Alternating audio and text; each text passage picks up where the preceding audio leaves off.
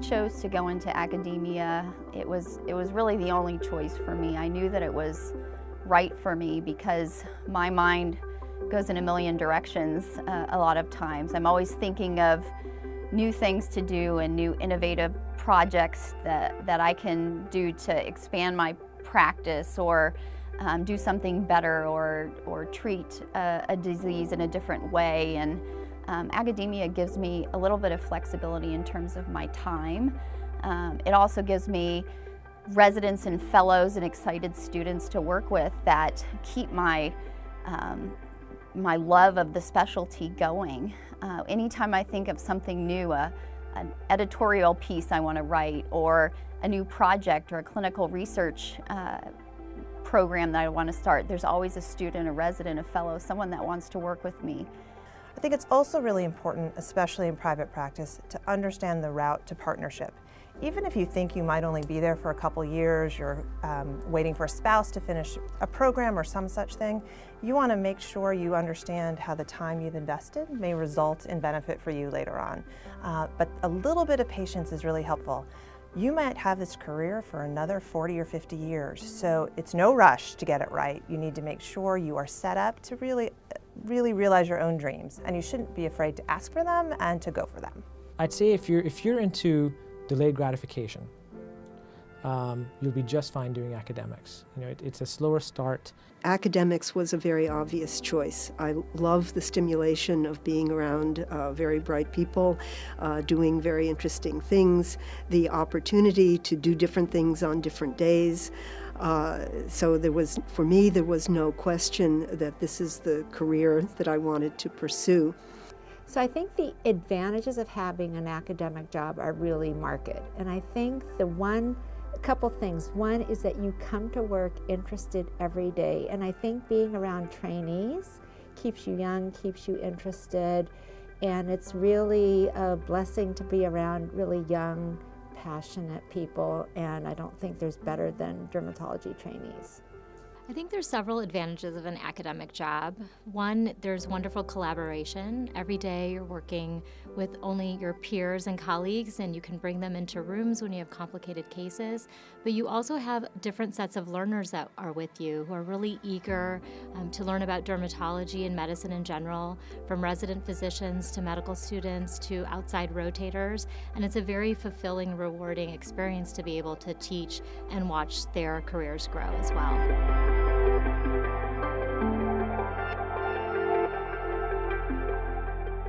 I think a lot of times people will give you a niche where there's opportunity, and I think that's important. There needs to be opportunity, but it's hard to pursue a niche where there's no passion.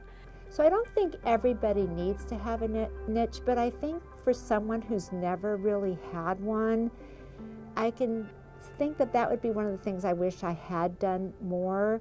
And I think it's really important to establish it because it can increase your interest and really give you some special expertise. So even though I've never really done it, it's something that maybe I wish I had done earlier on. It doesn't really matter what it is that you pick as long as it's something that you will be excited about continuously, as opposed to what somebody else tells you to do. You can go into something, and if you love it and you want to keep with it, then more power to you. But on the other hand, you can always switch into something else if you find it of interest and you'd like to do that.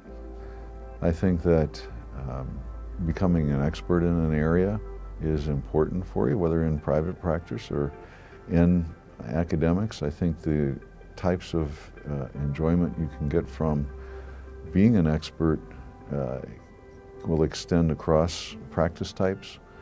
Don't just do a procedure or do a subspecialty because everybody else is doing it. You know, put your priorities first as far as family, home, and then you have time, you have a whole career to develop a niche. It's not something that needs to be determined right out of residency.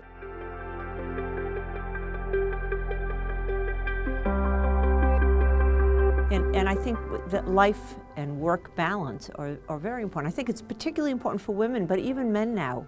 You know, what the maternity leave allowances, whether you can add to it and have your job protected for X number of months if you want to take more time off. I think these are the important kind of questions, because if you're in it for the long haul, you want to make sure that you're happy and that you have time for your family. So I think really just do what makes you happy and try not to feel guilty and stay positive, and that's the best advice I have. You know, I think it's important to pace oneself, particularly women.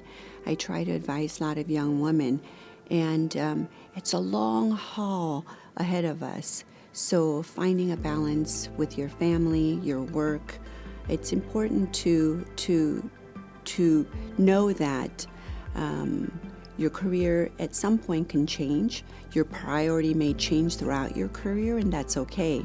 And that you can even change the area of interest within your career, and that each time that you grow and change, that's a growth for oneself, and it can be a positive change. So put your faith first, if whatever that is. Please put your family next in importance, and then pay strict attention and careful attention to your career, and find out how you can because they're not mutually exclusive. You can actually combine them in a very productive manner to lead the rest of your life.